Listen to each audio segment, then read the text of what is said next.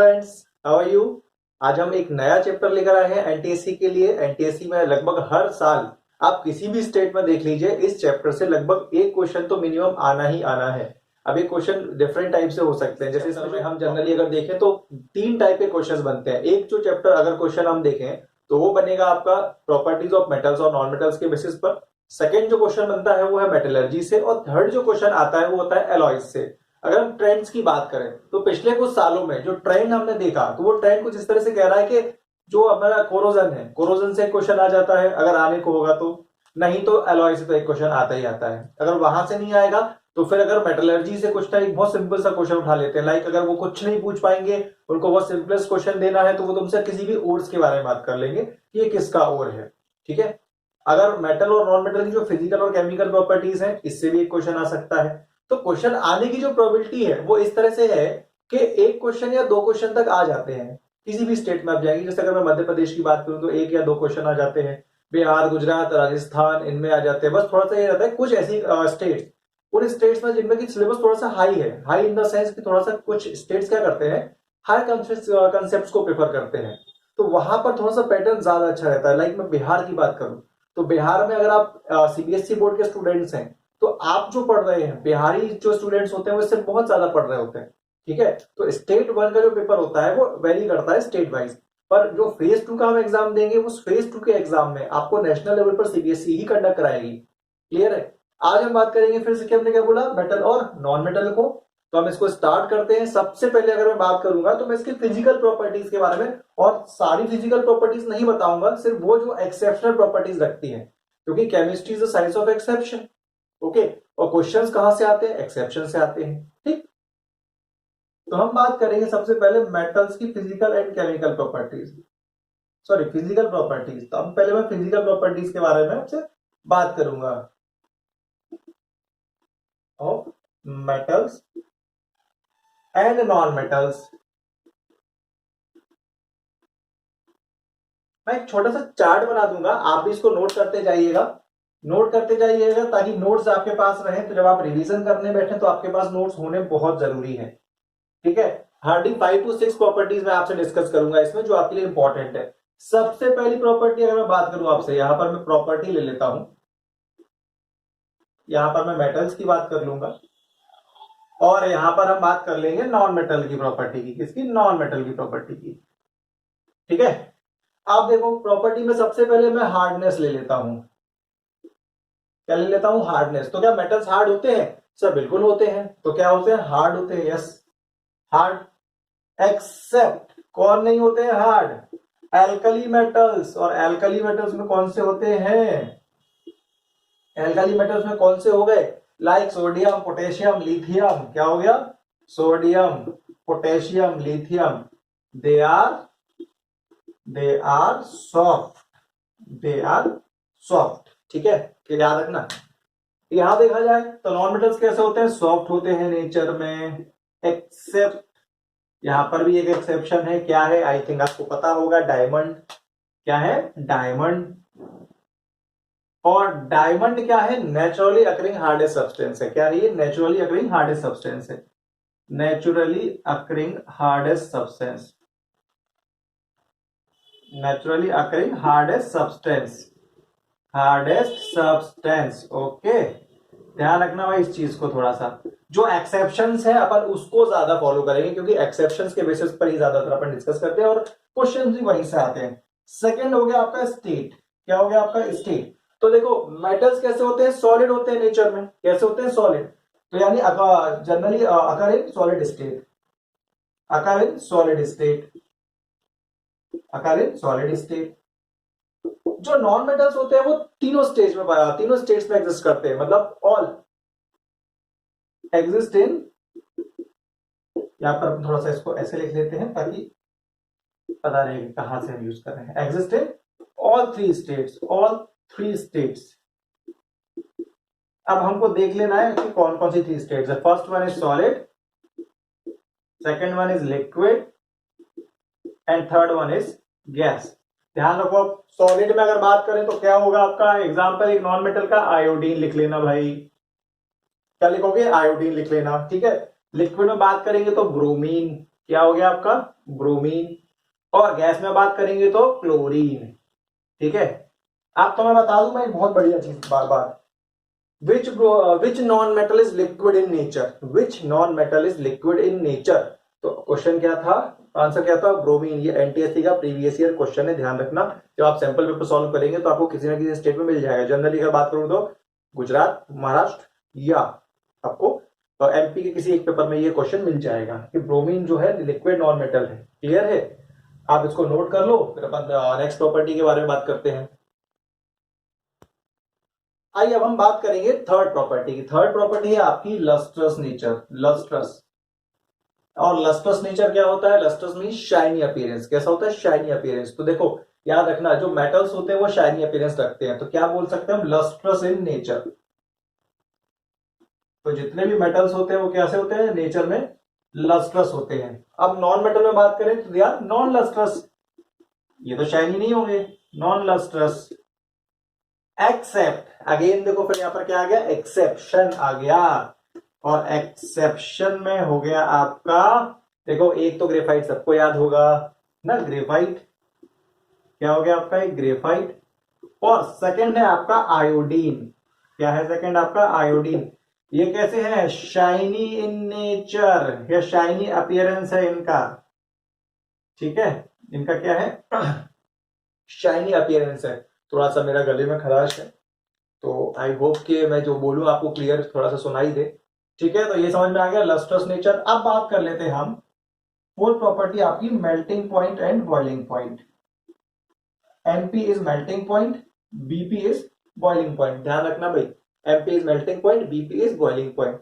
तो देखो मेटल्स जो हैं, मेटल्स के boiling melting and boiling point कैसे होंगे आपके, हाई होंगे। कैसे होंगे, हाई होंगे। तो क्या बोलेंगे अपन इसके, they have high melting point and boiling point, they have high melting point and boiling point. Except, again देखो एक्सेप्शन आ गया, except, except gallium and caesium. क्या, यहां पर हम बोलेंगे I except gallium and caesium. Gallium that is Ga and caesium that is Ce। ठीक है, सॉरी सीजियम Cs। ठीक है, Cs। ये कैसे होते हैं आपके, लो मेल्टिंग पॉइंट। इनके कैसे होते हैं, लो melting point and boiling point. याद रखना भाई, ठीक है, क्लियर है। और अगर नॉन मेटल्स की बात करेंगे तो इनके low melting point and boiling point होंगे, low melting point and boiling point. ठीक है, तो अभी हमने फिर से दो प्रॉपर्टीज, लस्ट्रस में क्या एक्सेप्शन है, नॉन मेटल में ग्रेफाइट एंड आयोडीन। क्या है, ग्रेफाइट एंड आयोडीन। ये कैसे होते हैं, शाइनी अपीयरेंस होता है। मेल्टिंग पॉइंट की बात करूं तो मेटल्स में high melting and boiling point होता है, बट गैलियम और सीजियम का मेल्टिंग एंड बॉइलिंग पॉइंट बहुत कम होता है। इतना लो होता है कि अगर तुम अपने पाम पर रखोगे तो वो मेल्ट हो जाएगा। ध्यान रखना, ठीक है। इनके कैसे होते हैं, लो होते हैं। क्लियर है, नोट करो। फिर मैं दो और नेक्स्ट प्रॉपर्टी है इंपॉर्टेंट, वो डिस्कस करता हूं। अब हम बात करेंगे तो और प्रॉपर्टी हमारी कंडक्टेंस और डेंसिटी। कंडक्टेंस की बात करें तो मतलब हीट और इलेक्ट्रिसिटी को कंडक्ट करने की प्रॉपर्टी। तो बट ऑब्वियस सी बात है भाई, मेटल्स तो करेंगे ही करेंगे। सो क्या करेंगे, कंडक्ट हीट एंड इलेक्ट्रिसिटी। क्या लिख लेंगे, कंडक्ट हीट एंड इलेक्ट्रिसिटी। सारे मेटल्स करते हैं भाई, यहां पर अब ऐसा कुछ एक्सेप्शन वाली बात नहीं होती है। ठीक है, नॉन मेटल्स नहीं करते। ये क्या है, ये है गुड कंडक्टर। क्या है यार, good conductor of heat and electricity. They are bad conductor. क्या है ये, बैड कंडक्टर। कौन से कंडक्टर है ये, bad conductor of heat and electricity, of heat and electricity, except electricity, electricity, electricity. फिर अगेन एक्सेप्शन आ गया हमारा ग्रेफाइट, एक्सेप्ट ग्रेफाइट। ठीक है, ग्रेफाइट। ग्रेफाइट क्या कर सकता है, इलेक्ट्रिसिटी को कंडक्ट कर सकता है। ध्यान रखना, करता ही है, इसीलिए तो इलेक्ट्रोड्स में हम क्या करते हैं, ग्रेफाइट का यूज करते हैं। ठीक है, लास्ट प्रॉपर्टी अपनी डेंसिटी। तो मेटल्स की डेंसिटी कैसी होती है भाई, हाई डेंसिटी होती है। कैसी होती है, have high density. Metals have high density, have high density. ठीक है, राइटिंग पर मत जाना, कंसेप्ट पर समझना। ठीक है, हैव हाई डेंसिटी। फिर again exception, except except sodium, potassium and lithium have low density. इनकी डेंसिटी कैसी होती है? लो होती है, ध्यान रखना, ठीक है। और अब हम यहां बात करेंगे अगर नॉन मेटल के केस में, तो इनकी हाई डेंसिटी होती है, इनकी होती है लो डेंसिटी। क्या होती है? Low density. Except diamond, except diamond, except diamond, ठीक है। तो भाई ये हमारे अभी सारी वो फिजिकल प्रॉपर्टीज हो गई जिनसे क्वेश्चंस तुम्हारे एनटीएससी में आते हैं। ध्यान रखना, बहुत ज्यादा स्पेसिफिक स्टडी करवा रहा हूं ताकि बहुत लंबे वीडियोस ना बने, ठीक है। क्योंकि मुझे पता है लंबे वीडियोस हमको देखना पसंद नहीं आता। जहां देखा 25-30 मिनट का है, अरे छोड़, नहीं देखना। लेकिन वो अगर 10 से 12 मिनट 15 मिनट का वीडियो आता है या मैक्सिमम 20 मिनट्स के भी आते हैं, तो हमको लगता है चलो ठीक है थोड़ा देख लेते हैं, ठीक है, कोई दिक्कत नहीं है। जरूरत पड़ी तो 1.5 पे करके देख लेना, लेकिन देखना, क्योंकि एनटीएससी क्रैक करने का सबसे सिंपलेस्ट वे जो है वो है बहुत सिंपल से कंसेप्ट को समझना। बहुत ज्यादा वास्ट पढ़ना होता है, और मैं चाहता हूँ कि केमिस्ट्री तुम्हारे लिए ऐसा सब्जेक्ट बन जाए जिसमें तुमको बिल्कुल जरा सा पढ़ना पड़े और सारे क्वेश्चन तुम्हारे उसमें पुटअप हो जाए, ठीक है। तो ऑलमोस्ट वही पढ़ाऊंगा जो आना है, फालतू कोई बकवास नहीं होगी यहाँ पर, ठीक है। नोट करो, अपन केमिकल प्रॉपर्टीज स्टार्ट करेंगे। अब हम बात करेंगे केमिकल प्रॉपर्टीज की, और अभी हम डिस्कस कर रहे हैं केमिकल प्रॉपर्टीज ऑफ मेटल्स की। अभी हम मेटल्स की केमिकल प्रॉपर्टीज को डिस्कस कर रहे हैं। तो इसमें सबसे पहले अगर मैं बात करूंगा, हम रिएक्शन कराएंगे किसी मेटल की ऑक्सीजन के साथ। तो भाई हमने पढ़ रखा है, नहीं पढ़ा है तो हम पढ़ लेते हैं कि जब भी कोई मेटल, मैं मेटल को एम से रिप्रेजेंट कर रहा हूं, ऑक्सीजन के साथ रिएक्शन करता है तो बनाता है मेटल ऑक्साइड। क्या बनाता है आपका? Metal oxide. बहुत ज्यादा ब्रीफ में नहीं जाऊंगा, सारी इंपॉर्टेंट चीजें बताऊंगा आपको ताकि उससे आपका कॉन्सेप्ट क्लियर हो जाए। सपोज अब मेटल में मैं क्या क्या ले सकता हूं, मैं पोटेशियम ले लेता हूं, चलो मैं इसकी रिएक्शन करा देता हूं। इसको बैलेंस करना है, 4 ले लो, चलो। तो क्या हो जाएगा? 2K2O, ठीक है। मैं अगर यहां पर सोडियम ले लू, अगेन 4O2, क्या हो जाएगा? 2Na2O। क्लियर है? तो ये रिएक्शन करके क्या बना रहे हैं? Metal oxide, potassium oxide, sodium oxide, ठीक है। अब सपोज अगर मैं यहाँ पर कैल्शियम वो मैग्नीशियम ले लूं, चलो क्या ले लूं? मैग्नीशियम। इसकी रिएक्शन करा दूंगा O के साथ, 2 मोल्स लेते हैं, तो ये हो जाएगा आपका 2MgO। क्या होता है? 2MgO। अब भाई ध्यान रखना एक बात बहुत इंपॉर्टेंट है, क्योंकि ये हाईली रिएक्टिव मेटल्स हैं, ये sodium potassium highly reactive metals हैं। और हाईली रिएक्टिव मेटल्स क्या होते हैं? ऑक्सीजन के साथ रिएक्शन करके क्या ऑक्साइड का फॉर्मेशन कर देते हैं। So they are kept in kerosene. क्या? केरोसिन में रखते हैं, ठीक है। इसको अपन केरोसिन में रखते हैं, ध्यान रखना, ठीक है। ये चीज समझ में आई।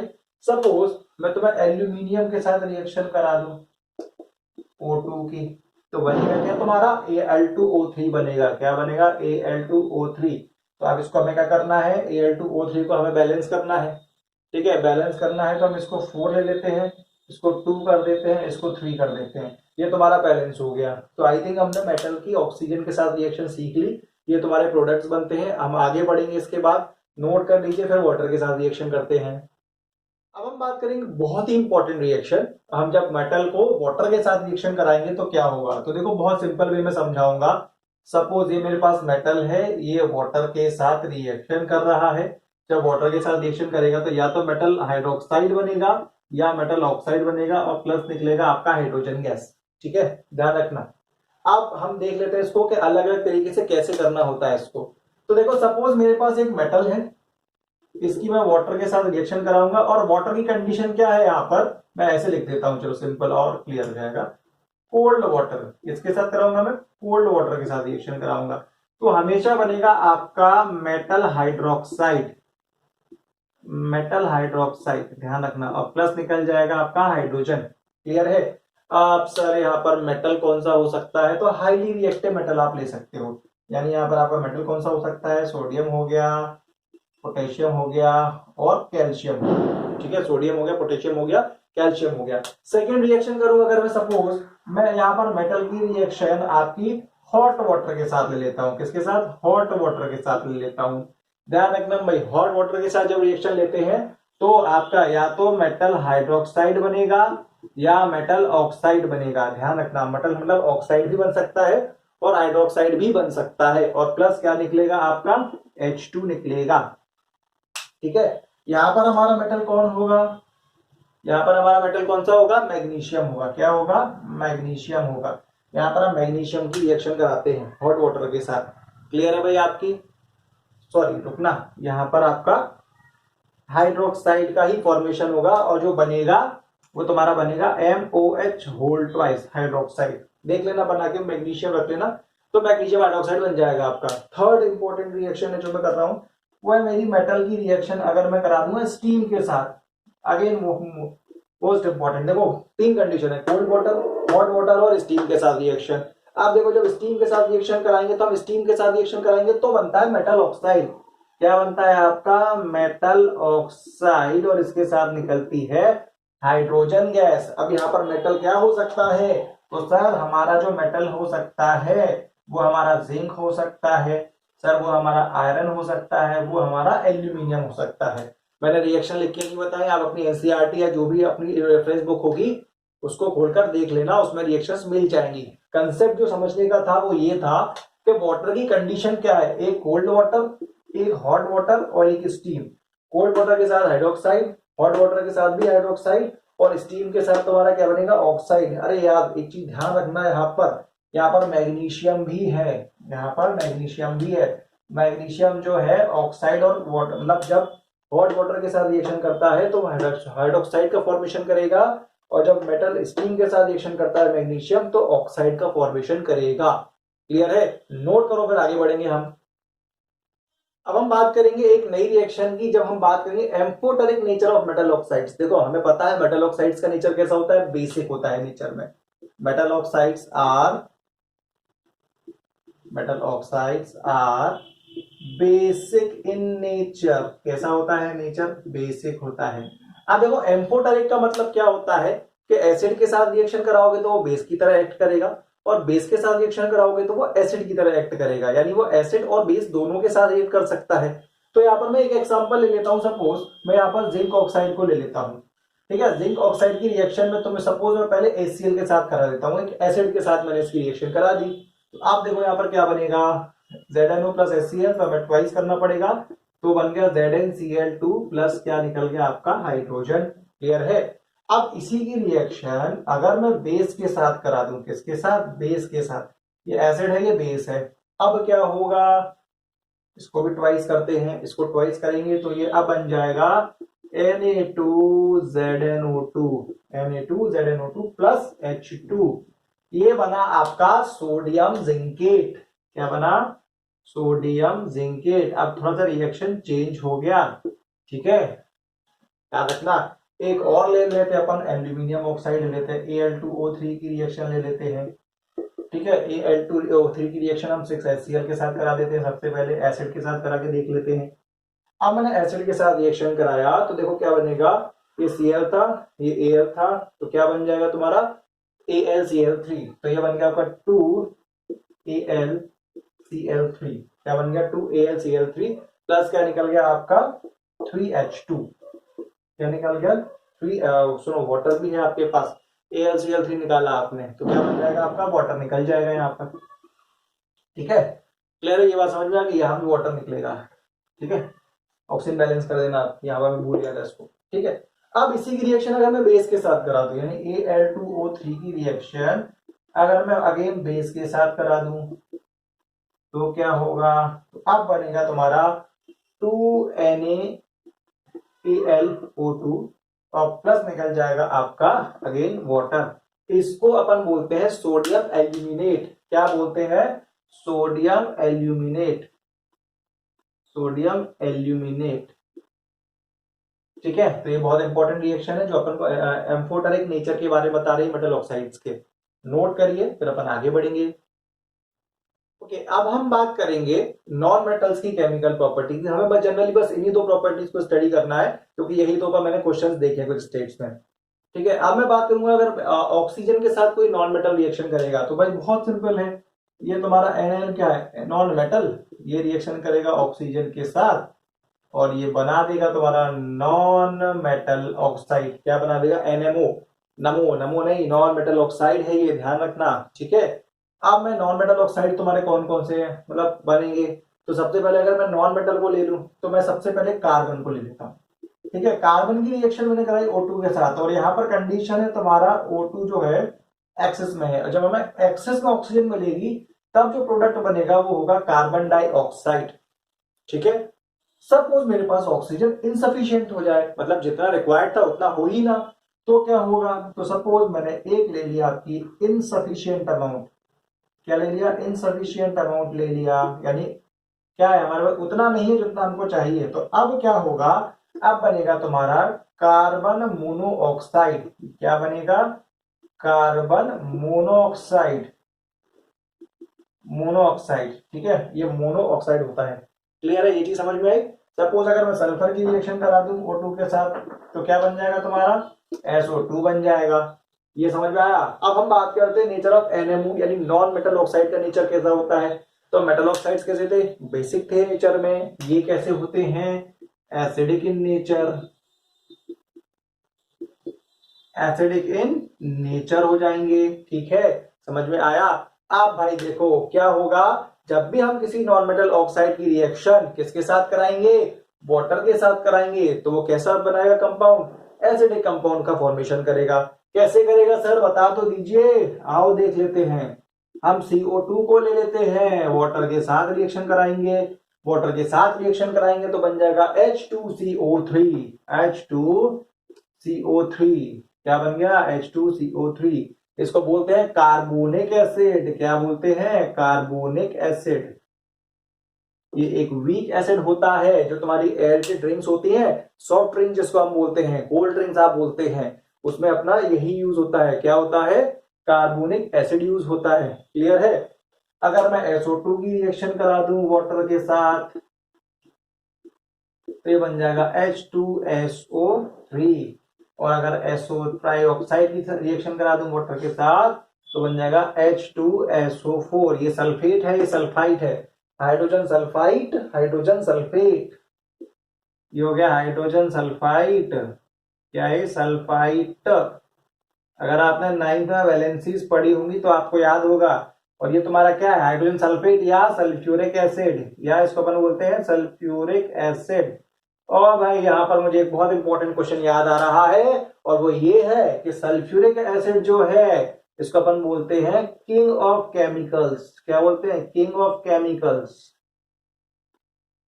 क्या बोलते हैं, किंग ऑफ केमिकल्स बोलते हैं। क्यों बोलते हैं, क्योंकि बहुत सारी मतलब ऑलमोस्ट लैब रिएक्शंस में ये रिएक्शन ये यूज होता है, इंडस्ट्रियल प्रोसेस में ये यूज होता है, हर जगह ये यूज होता है। ये चाहे ये कंसंट्रेटेड स्टेट में हो या डाइल्यूट स्टेट में हो, इसका यूज तो होना ही होना है।